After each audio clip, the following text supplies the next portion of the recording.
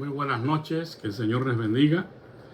Quiero disculparme, el miércoles pasado pues no pude tener este estudio, pues me dilataron la pupila en el oculista, estaba que no veía. Así que bueno, pues en esta noche aquí estamos, por la gracia de Dios. Nos corresponde la reflexión hoy en el capítulo 15 del libro de Génesis. Y le voy a dar lectura para que tengamos una idea una vez que estemos explicando. Dice, Dios promete a Abraham un hijo.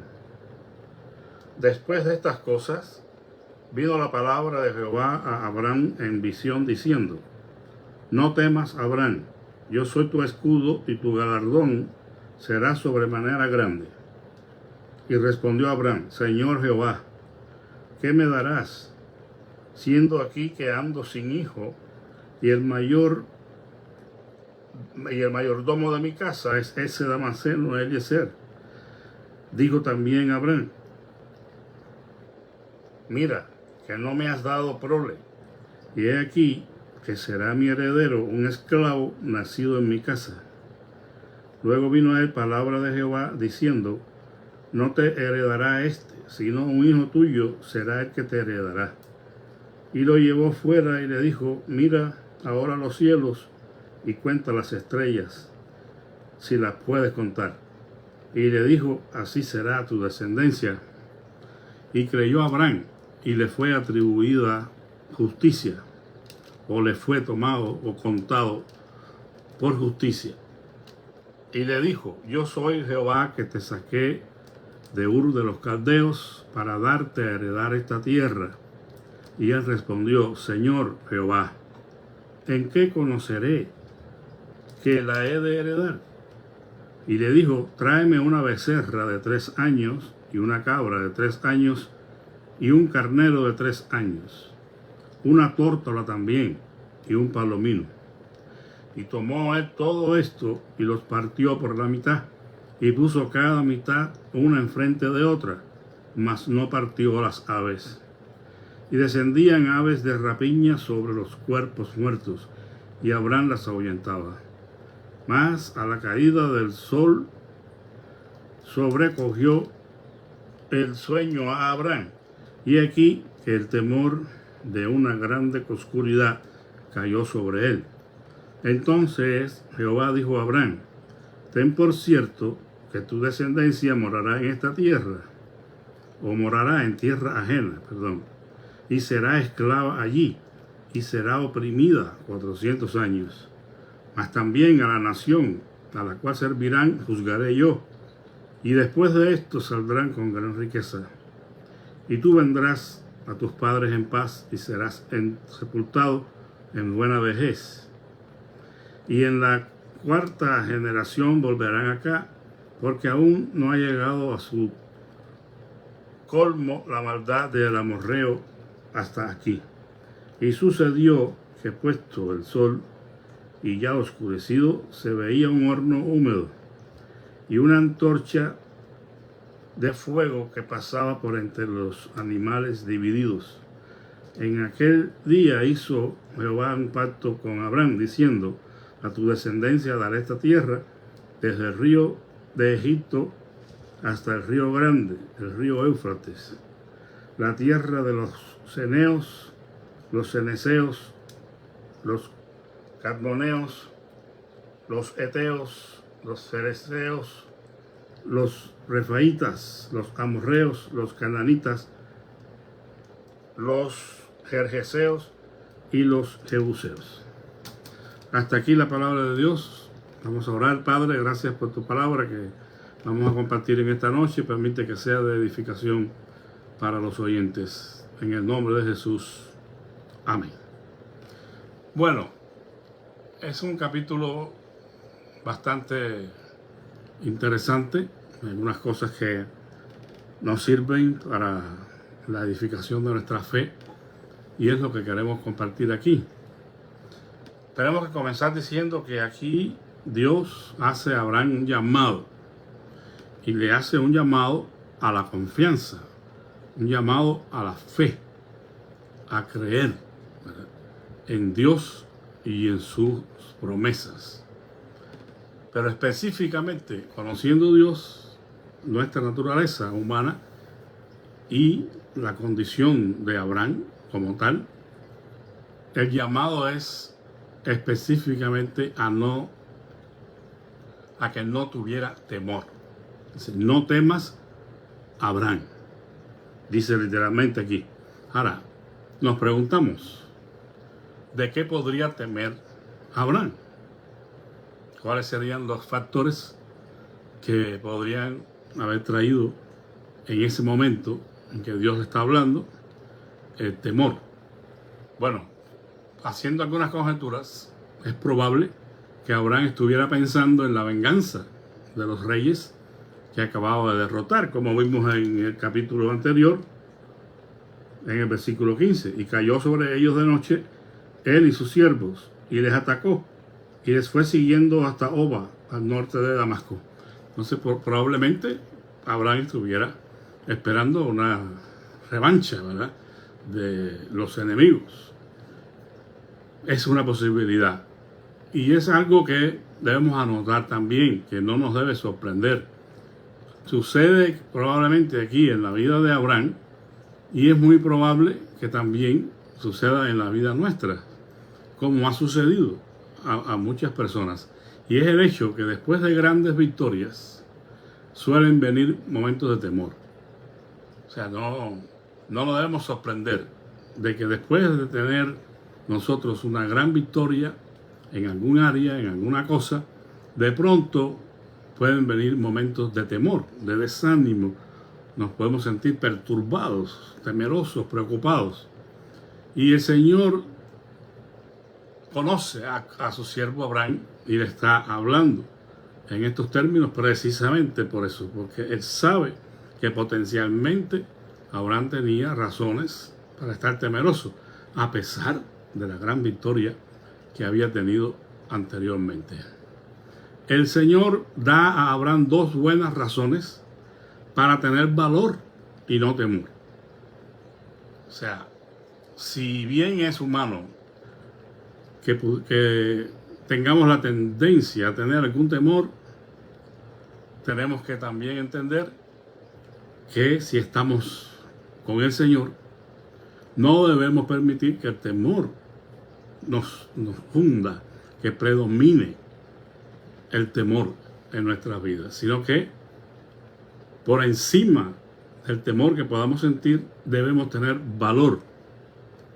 Y Dios nos da razones, le dio a Adán razones para que él estuviera confiado, sin temor, o por lo menos venciendo el temor con el valor que da la palabra de Dios. La palabra de Dios a Abraham había sido dicha: yo soy tu escudo.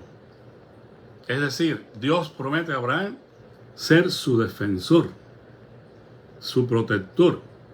Y eso es algo que definitivamente le dio a Abraham el valor para seguir adelante con el proyecto divino a pesar del temor. Y ese es el punto que debemos tener siempre presente. No es que vayamos a decir que nunca vamos a sentir temor, nunca he sentido temor. Eso sería algo que no va con la realidad. Todos experimentamos temores. El punto aquí es que la fe debe llevarnos a sobreponernos al temor. Y a pesar de quizás experimentar temor, el valor de la fe, de la confianza en que Dios está con nosotros, nos debe llevar a seguir luchando, a seguir batallando la buena batalla de la fe. Ahí es donde está el punto, como ya recordé el otro día acerca de Nehemías, cuando fue a la ciudad de Jerusalén a levantar los muros. Él temió en gran manera, pero el temor no lo paralizó. El temor no hizo que Nehemías tirara los guantes, sino ya, no podemos. No, él continuó con la labor de la reconstrucción de los muros de la ciudad a pesar del temor. Porque el verdadero valor no consiste en la ausencia del temor.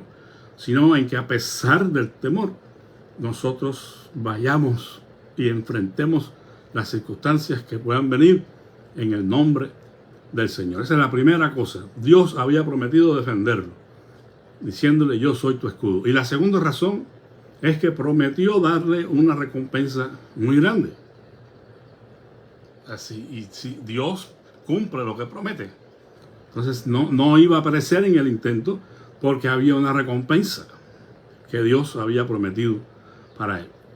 Entonces, eso debe contar también en nuestra experiencia personal. Cuando estemos temerosos del futuro, porque esa es una parte que muchas veces experimentamos, es esa ansiedad, esa preocupación por el futuro, en algunos aspectos, en algunas circunstancias, donde nos parecen inciertas ciertas cosas.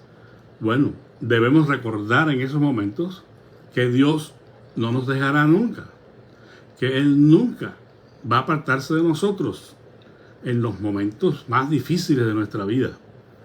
¿Por qué? Porque Él ha prometido estar con nosotros. ¿No dijo Jesús que Él estaría con nosotros todos los días hasta el fin del mundo? Pues sí, en la persona de su Espíritu Santo, Dios está con nosotros y Él no nos va a abandonar, no nos dejará, no nos soltará de la mano, estaremos siempre guiados por Él. Y en los momentos más difíciles, cuando experimentemos quizás la sensación de que Él no está, pues ahí es donde más debemos afirmarnos en la fe, en su promesa. Porque por fe andamos, no por vista. Debemos saber, porque Él lo ha dicho, de que Él está con nosotros, aún en los momentos más difíciles de nuestra vida. Y también debemos saber que Él tiene bendiciones preparadas para nosotros. O sea, Dios no nos dejará pasar por ese valle de sombra y de muerte para que perezcamos allí, si todavía Él no ha terminado con nosotros. Su promesa es que Él estará allí con nosotros en ese valle de sombra y de muerte. Y lo que le dijo al pueblo de Israel en un momento dado puede servirnos a nosotros también, porque los pensamientos que yo tengo para ustedes son de bien, pensamientos para bendecirlos y darles el fin que ustedes están esperando. La Biblia dice también que el eterno Dios es nuestro refugio y acá abajo es nuestros brazos eternos. O sea, Él nos tiene en sus brazos, rodeado con sus brazos. Entonces, no debemos tener temor, amados hermanos, a que la obra de Dios, el propósito de Dios con su vida no se cumpla si nosotros perseveramos, si nosotros somos fieles y confiamos en que Dios está con nosotros. Hay una preocupación, digamos, legítima que Abraham tenía aquí, pues no deja de ser cierto, ¿no? Lo que dije, que en momentos dados estamos preocupados. Cuando leemos aquí, respondió Abraham: Señor Jehová, ¿qué me darás siendo aquí que ando sin hijo? Y el mayordomo de mi casa es este Damaseno Eliezer. O sea, Abraham tenía una legítima preocupación, ¿no? De que no pudiera tener la descendencia que él estaba deseando tener para así, pues, seguir adelante con el propósito de Dios. No tenía un hijo con su esposa amada. Entonces, la preocupación llega. Eliezer fue el siervo más confiable que tuvo Abraham. Y como él dice aquí, sí lo apreciaba, pero no era más que un mayordomo, como quiera que sea. Era la persona de confianza que gobernaba todo allí, bajo la dirección de Abraham, por supuesto. Y en el caso de que Abraham no tuviera descendencia, pues de acuerdo a las costumbres de la época, si Abraham moría, por ejemplo, sin dejar un hijo, su sirviente más antiguo lo heredaría. Ya sería entonces el heredero, su mayordomo, y no un hijo. O sea, aun cuando Abraham amaba a su siervo Eliezer, él quería tener un hijo para tener su descendencia, ¿no? Es algo lógico y que todos deseamos. Hay una promesa entonces que se viene de parte de Dios en el versículo 4. Luego vino a él palabra de Jehová diciendo, no te heredará este, sino un hijo tuyo. Será el que te heredará. Y lo llevó fuera y le dijo, mira ahora los cielos y cuenta las estrellas, si es que la puedes contar. Y le dijo, así será tu descendencia. O sea que el Señor le hace una promesa extraordinaria a Abraham. No te preocupes, no va a ser tu criado Eliezer quien heredará, sino un hijo que yo te voy a dar. Entonces, las bendiciones de Dios, hermanos, trascienden mucho más allá de nuestra imaginación. Todos sabemos que las circunstancias no favorecían para nada que Abraham pudiera tener un hijo con Sara. Sara había también pasado pues la época en que las mujeres podían procrear, y una serie de circunstancias que después estaremos analizando. Pero aquí lo interesante y lo que realmente cuenta es lo que dice el versículo 6. Y creyó a Jehová y le fue contado por justicia. O sea, Abraham creyó la promesa del Señor y eso le fue contado por justicia. Ahora, este es un versículo interesante que nos da base para decir que siempre en la relación hombre y Dios el asunto ha operado de esta manera, a través de la fe. El hombre es justificado ante Dios únicamente por su fe. Sin embargo, su fe debe ser demostrada por medio de las buenas obras. Abraham tenía muy buenas acciones que demostraban que él tenía fe en Dios. Pero fue su fe en Dios lo que le hizo ser declarado justo, no sus buenas acciones. O sea, el Señor no dijo, por cuanto tú has hecho esto, esto y esto otro, pues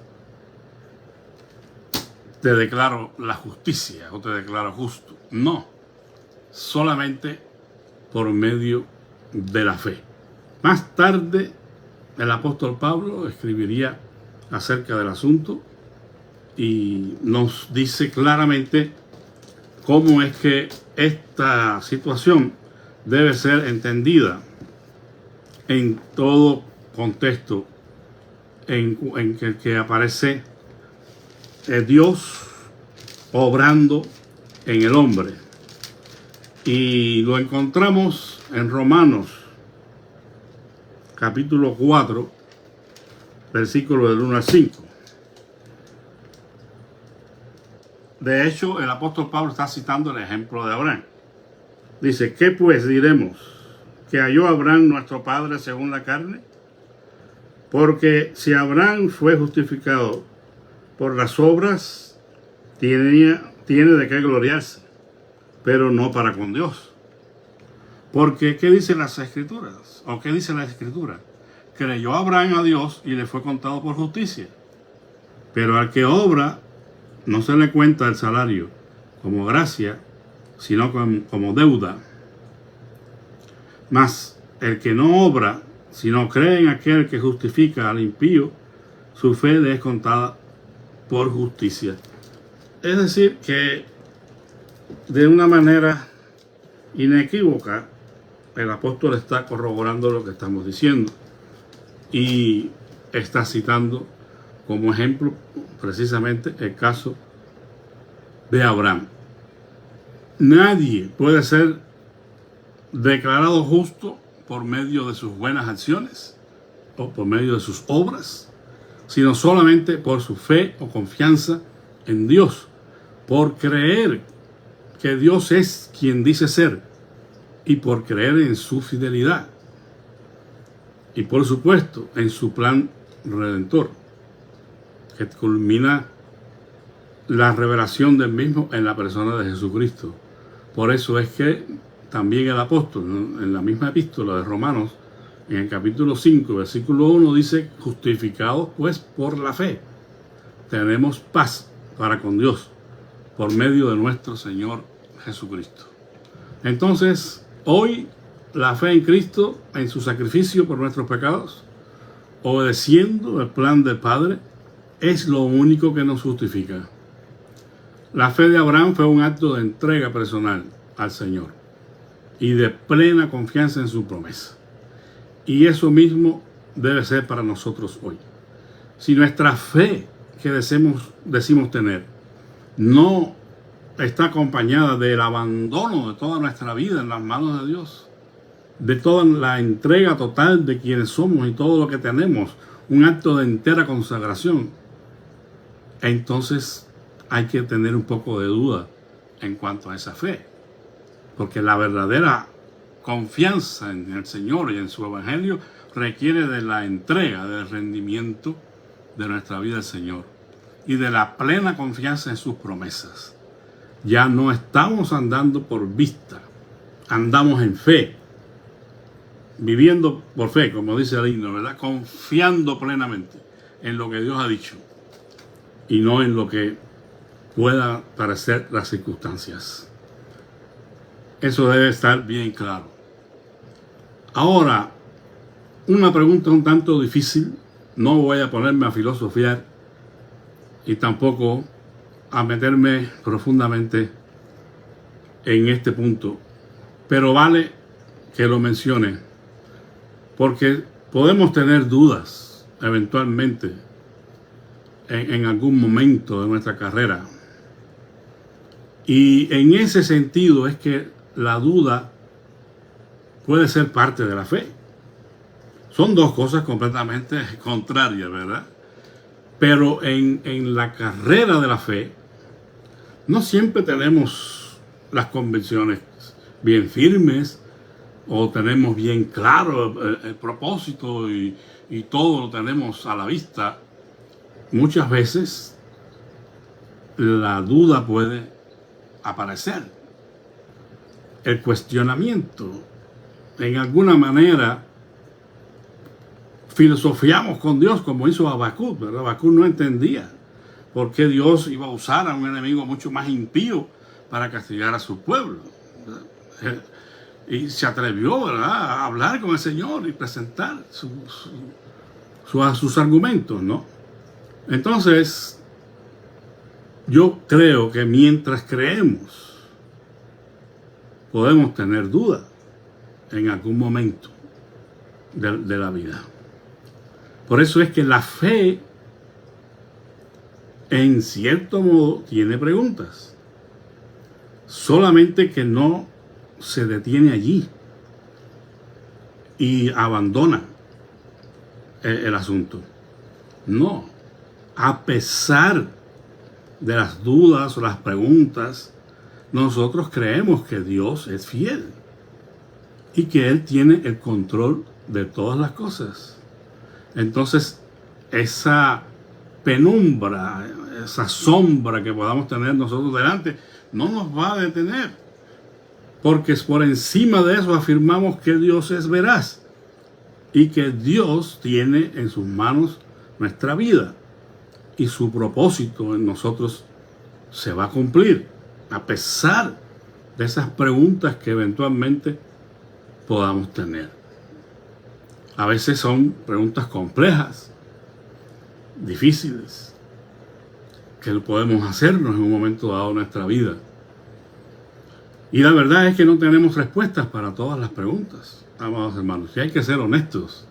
No podemos tratar de responder todas las preguntas que la gente tiene cuando vienen con crisis y situaciones difíciles en sus vidas. No debemos ser como pastores o consejeros espirituales aquellos que creemos que tenemos que responder todas las preguntas, dar respuestas a todo. No. A veces será necesario ser honestos y decir, no sé, no puedo responder con claridad esa pregunta. Lo que sí puedo es estar contigo aquí y ayudarte en lo que pueda. Y vamos a orar y vamos a buscar la dirección de Dios. Pero lo que sí estoy seguro es que no es una fe sin preguntas o sin dudas la que nos justifica o hace justos delante de Dios. O sea, cuando creemos en lo que Dios ha dicho acerca de Jesucristo como el Salvador de este mundo. Creemos que nos llama al arrepentimiento y a la fe, y eso debemos hacerlo sin dudar absolutamente nada. Pero en el camino de la fe vamos a ser desafiados. Por eso es que la armadura en Efesios nos dice que debemos agarrar el escudo de la fe para apagar los dardos de fuego del maligno. Y esos dardos de fuego del maligno son ataques a la mente, para hacernos desconfiar del Señor, para hacernos dudar de la bondad y la misericordia de Dios y de muchas otras cosas. Pero allí es donde tenemos que vencer, a través de ese escudo de la fe.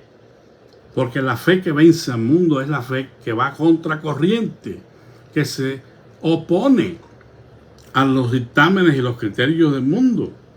Por eso dice el apóstol: no se conformen a este siglo, sino transformados y renovados por la renovación de vuestra mente, en Romanos 12, a fin de que comprobéis la buena voluntad de Dios, agradable y perfecta. No se conformen a este siglo, sino vivan de acuerdo a la voluntad de Dios. Y eso requiere una batalla, hermanos. La Biblia lo llama en Romanos 4:18 en creer en esperanza contra esperanza. O sea, sí, nos caemos y nos levantamos. Y nos volvemos a caer y nos volvemos a levantar, porque la esperanza que tenemos no avergüenza, porque el amor de Dios ha sido derramado en nuestros corazones por medio del Espíritu Santo. Romanos 5:5. Cuando ya no hay esperanza, como hizo Abraham, él creyó y tuvo esperanza. Las circunstancias dicen que es imposible. La gente dice que es imposible. La ley física de la naturaleza dice que no es posible. Ya soy un viejo, mi esposa no puede tener hijos. Pero Dios lo ha dicho. Y yo sigo esperando en la promesa del Señor. Él mantuvo su fe y llegó a ser lo que Dios prometió: padre de muchas naciones. Ahora, el caso de los animales, en el versículo 9, vamos a refrescar la mente.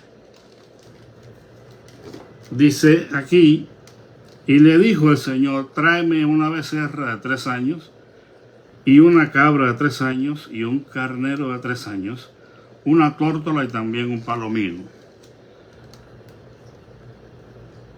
Y entonces dice: y tomó él todo esto y lo partió por la mitad, y puso cada mitad una enfrente de la otra, mas no partió las aves. Bueno, aquí algo que pudiéramos presentar preguntas para nosotros, ¿verdad? Porque pues el contexto es completamente diferente para nosotros.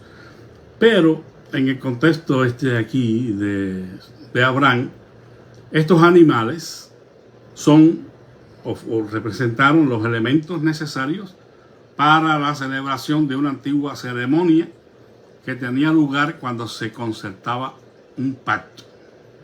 O sea, Dios manda a traer estos animales porque él iba a hacer un pacto con Abraham. Los animales sacrificados se partían por la mitad y los contrastantes pasaban entre las dos mitades pronunciando un juramento o una fórmula de imprecación. Que los animales partidos por la mitad eran a su vez el símbolo de la suerte que ellos mismos correrían si faltaban al compromiso contraído. O sea, una ceremonia que te indicaba esto: Dios va a hacer un pacto, pero hay aquí dos partes, y a pesar de que hay dos partes, es Dios quien pacta con el hombre, no el hombre con Dios. Sin embargo, se deja bien claro, ¿verdad?, de que hay una responsabilidad sobre, en este caso, el hombre. Porque Dios es fiel, Dios no falla. pero el hombre sí, eventualmente puede fallar. Por eso es que esta situación de los animales partidos por la mitad representaba el símbolo de la suerte que los mismos contrayentes correrían si faltaban al compromiso. Y digo que en este caso, que solamente sería en la parte humana, porque Dios no puede negarse a sí mismo. Él no va a fallar. Él no va a faltar a sus palabras. Pero nosotros sí. Entonces todo esto tiene que ver simplemente con una ceremonia que tenía lugar cuando se concertaba algún pacto. Después dice en el versículo 12 que se quedó profundamente dormido. Mas a la caída del sol sobrecogió el sueño a Abraham, y aquí que el temor de una grande oscuridad cayó sobre él. Se quedó profundamente dormido. Y esta es la misma palabra que se usa para el sueño con que Dios hizo caer a Adán en el huerto del Edén.